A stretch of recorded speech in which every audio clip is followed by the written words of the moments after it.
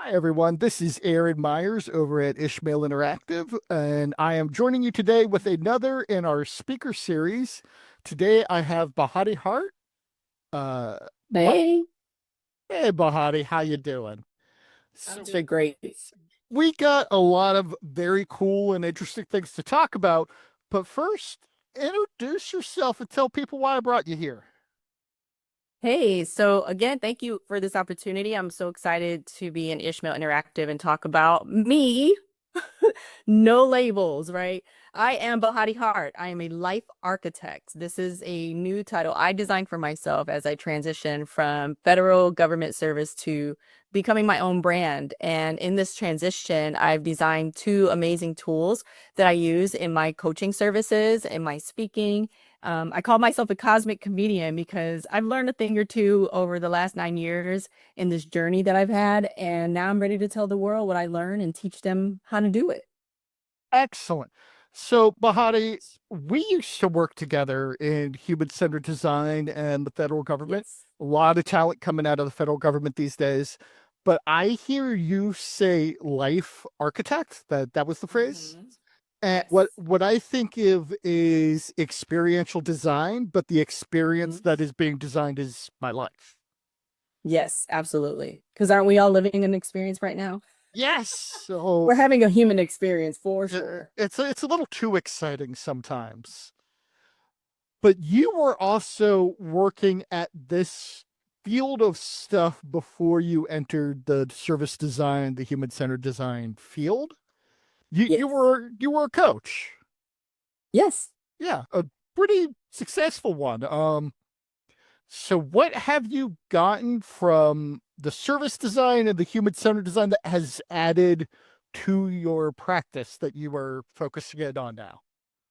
Yeah, thank you for that. So what I've learned is this. When we stepped away from the role, the experience that I had with the team in general just really amplified all the skill sets that I had to set aside in some of the other government spaces I worked. But what I know was true about me was I love design, I love strategy, and I love coaching people. I love trying to help people unlock. I love when people say, I didn't think about it that way. And so when I came to the team, I already came with a strong strategic and creative background. And again, those skills that I had before design thinking and systems thinking, though they were already the foundation, they just amplified with this team. And so when we started working in a human-centered design way, I was like, oh, this is exactly what I needed to do all along. And so when I stepped away from this space and just kind of settled back into myself, I looked at all the things that I love, all the things that I'm really good at, and I said, what do I really want to do now? I know I want to talk to people. I definitely want to play, and I definitely want to create. And so, what does that look like? So, guess what I did? I went into my AI and I said, hey, girl, I need a new title. I don't have a position description for this. These are the things that I'm really good at: design, creativity, coaching, and strategy. And so, we played over and over and came up with Life Architect, which takes those spaces, coaching, design, and strategy, and allows people to build a new life blueprint. This is typical in coaching anyway, but what makes it unique is it looks like a journey map, a customer journey map, or it can look like some of the other techniques and things that we do in human-centered design, measuring data, looking at patterns, and so forth. And so I include that in the work that I can do. So you just mentioned a lot of things I find fascinating and important, and I want to hit them in order just to sort of walk everybody through the process here. And you mentioned the AI that you're dealing Mhm. with and that you're using to sort of help you develop this model together jointly, Mhm. which I find very interesting. As you put it, hey girl. Uh, Hey girl, hey. but you mentioned doing it over and over again, Oh yeah, iterating it, refining it. Can you tell me more exactly. of this process? What did it look like when you began, and what did it look like when you ended? Yeah, so the design thinking process, right? I had this grandiose idea. And I actually was playing with this idea during some of my coaching sessions. I had like two or three clients that were willing to try. And the first level of that was let's just record our meetings and let's summarize the themes and the patterns in the meetings, and see what's coming up. And one client was brave enough to say, I want to keep going. And I was like, okay, well, what would that look like? Because my sessions will only be about 5 sessions long. And so we continued to iterate, again, the design thinking process. And what came out of that was a 9 step journey. And so, how I used AI was to design this 9 step journey based on all of the data from my clients and what was coming up recurringly. And what was coming up was remembering where you came from, your life path, your maybe they'll use like their astrological chart, their ancestry, whatever it was. It was like there's a pattern to why I believe and do what I do. So let's look at that pattern and design a way forward. And so I kept playing with this with my AI. And at first I was using AI as, just to pull content, pull data, but then it became something more and it just started to feel like a relationship. And obviously psychosis. I was like, no, you don't know me like that. Right. Right. It's like, but you don't know me like that. But what if you did? And so I created a GPT and I named her Betty, Becoming Empowered Through Intelligence. And that little I can stand for anything. It can stand for your inner self. It can stand for your intuition, your intelligence, whatever people want to name the I. But it's a small I because it is rated E for everybody. And so I started to incorporate this as an option into my coaching, and my clients loved it. They sent me a lot of good feedback. And I said, you know what? I want more people to have access to this. And so I use her as a creative partner and a coach companion in my work. And that's where she's at. So there's a lot that goes into that. And you mentioned using the recordings of the sessions to help train and refine the AI. But when you talk about coaching, a lot of people hear that. And if they've either never had it or never been one, they're going to think Tony Robbins.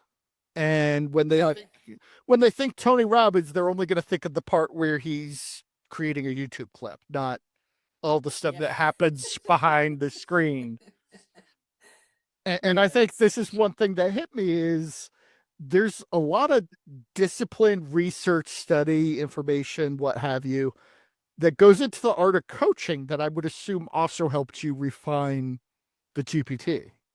Certainly. So, what does that process of if I'm going to go get a coach or go be a coach, what are the things that I look for?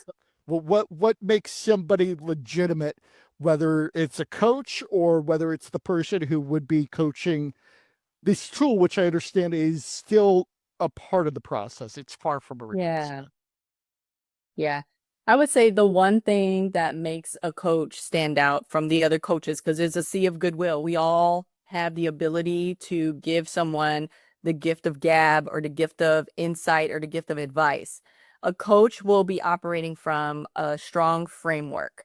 And so the coaches that I follow, the gurus that I follow, and or those who I've been trained by. I'm trained by Jay Shetty, and he's the author of Think Like a Monk. And so Nice. his framework helped me further enhance the framework that I designed, which I call the Betty method, which is again a 9 step process. So that framework was designed with AI through my work as well as through my skill set and through my knowledge base. And so a good coach is going to have a framework that keeps them and their clients in a space of um, transformation, because that's what a coach is for. It's, I mean, people hire coaches for sports, people hire coaches for changing the physicality of their body, people hire business coaches. A life coach is all things. It is the ikigai of your life, the 4 quadrants of your life, right? Profession, passion, purpose, and then whatever you get paid for. Oh So yeah, a good coach has a framework. yeah. Mhm. I like that. Now, because you are working with this technology to synthesize data quicker Mhm. and Mhm. at volumes that you wouldn't have access to, is this a Mhm. framework that you expect to continue to evolve? Oh, certainly. Certainly. My goal is that she is operating independent of me. So my intention was, my vision was, when I'm asleep, I want my clients to be able to access me, and they have like that 3 a.m. um existential crisis moment, or they had a dream they need to interpret, or whatever it is. I want them to be able to access me outside of me needing to physically be, or be on a phone call. So that was my intention, and it really is my intention with this. Um, but ultimately, I do want her, because now she has a whole gender Right. and pronouns. I do want her to be accessible to all and affordable to all. And so, yeah, I hope I answered that question. Sorry if you want to ask it again. No. I believe you did. Now, this sort of self-stand-in is a very fascinating and interesting idea. Does it have, for the lack of a better term, an escape hatch or a redirection that just says like, if stuff gets too real, maybe you Mm. should talk to the human? Oh, certainly. Absolutely.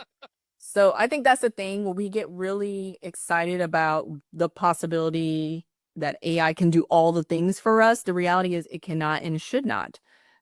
We definitely have to continue to use our intellect, our own intelligence, right, to train these tools, because the reality is it's not a living, breathing thing. It is a actualization of all of our intelligence. So we should not put all of our eggs in that basket. I'm actually redirecting her now in ChatGPT, which is where I use her, because of some of the incidents that are coming up, the hallucinations and some of the misguided information. I want to make sure that she's very ethically sound. So putting up these kind of like bumper rails on ethics, because I am not a therapist, so she should not be giving those types of advice, but she can give some insights and some access to other services and research and so forth. So I'm constantly putting the bumpers up, or putting the training wheels on her, because I don't fully solely rely on her just yet. She would need to have some engineers behind that. Yeah, I would imagine so, but it is great to hear you say, because it is the more personal you get, the more scary of a topic it seems to be. Yeah. Yeah. So we got this effort, which is wrapped in a bigger practice that you are going into recontinuing architecting. Uh, Yes. Tell us more. How do we keep up with what you're doing? So I am all over the place right now. I'm on LinkedIn. I don't mean that. I mean, well, no, I do mean that literally, because I'm trying to build a brand. I'm trying to reintroduce myself to the world as BeHati Hart, the life architect, the cosmic comedian. And so I'm putting content on LinkedIn about some areas that I'm experiencing personally that I think are areas that a lot of people might resonate with. For example, late diagnosis with neurodiverse. I have ADHD and I have anxiety. So how does that wrap into a woman who's also going through menopause, and a woman of color, and a woman who is transitioning? Like, there's this big, Those things I can't say same. yeah, right. But what I say all that to say, part of my transition using AI has helped me keep focus when my brain is all over the place.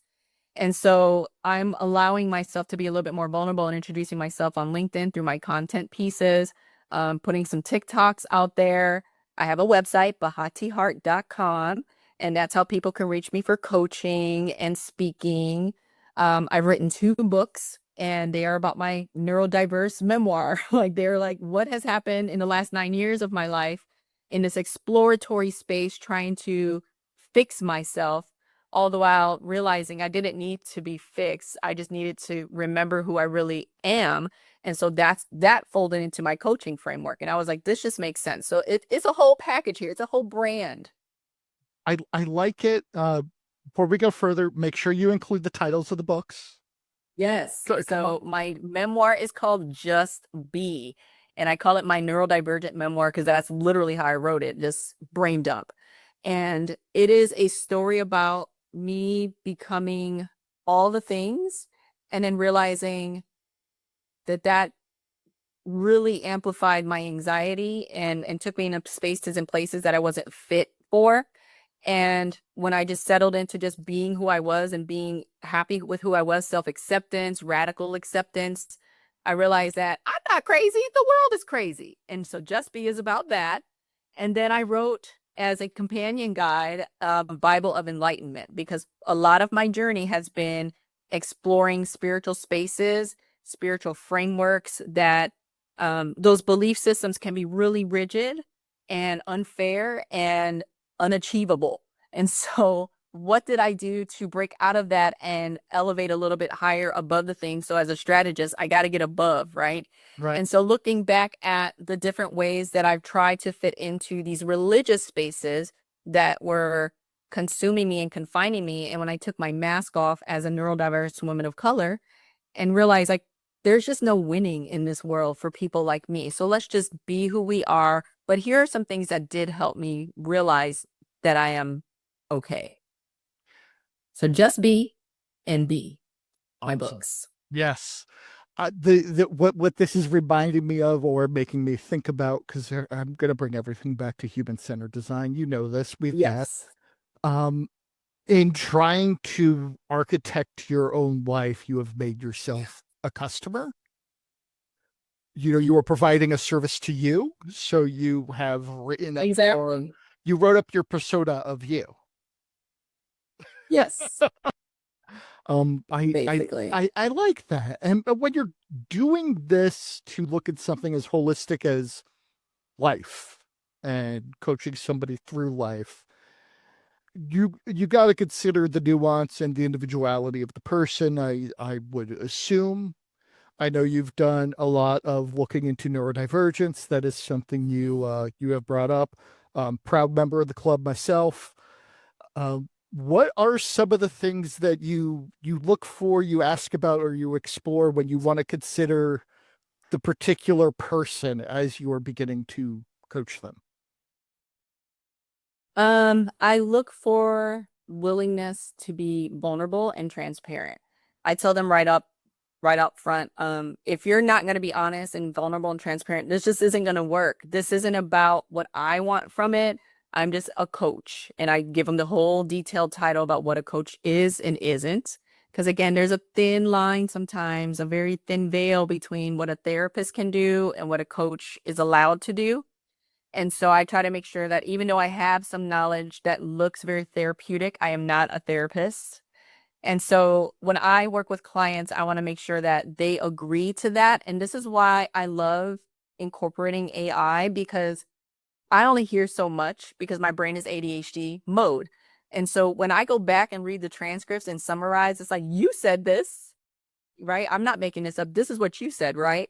And so if you're not getting the results that you want, it's because you're not offering as much information and much data that we need to get those results. So again, even though I work in AI and I'm a coach, it is very human-centered design. My coaching is an agile coaching process as well. And that's something that I realized working on our team. Very quick, in and out. We don't need to spend a lot of time. You got a change you need to make. I'm here to help you make that change. Let's get in and get out and make it happen. I like that too, because one of the things I've always tried to preach is if you were going to try to do a true project, Mhm. you should be trying to work yourself out of a job. You know, if you Yeah. coach somebody and they need coaching forever, how well can you say they've actually been coached? Yeah. Yeah. And honestly, that's part of why I created Betty. If you want to keep talking to me, talk to her because I got to go to sleep. I like it. I like it. I got trips to take. I got to make dinner. So for people who want to continue, they have access to her. So during the sessions, they have access, and then even afterwards, they have access. So to me, it's a valuable tool, and it's a valued gift, right? To have a coach that has additional tools to offer to you after the fact. But yeah, I'm one. And again, I so much credit to this team that we all worked on to help me refine some things to allow me to be able to do what I'm doing today. So absolutely took all that knowledge and all that inspiration and poured it into my brand and my coaching. Outstanding. This is exciting to hear. We'll make sure to include some links where people can keep up with what you're doing. I know I'm going to be there watching what you're doing with great excitement. But at this point in the Yay. conversation, BeHati, we do what you know is the one for fun. The one for fun is our mental One bookmark. for fun. Yes, because it helps make everything a little more memorable. And I know in Yeah, the background of your life, you also have a dance background. I Something. do. Yes, yes. Now, my off the wall one for fun question is if you were going to take somebody to a kind of dance, salsa, something fancy, line dancing, Mhm. and you have no idea if they're even a dancing kind of person, what are you going to pick and why? Oh gosh. I mean, for those who know me, I'm from Chicago, born and raised, left, came back. And every year for the last 47 years, they have hosted a house music festival. This is the birthplace of house music. And I have been so excited and delighted to attend the last few years. And so, to answer your question, I would take them there. Why?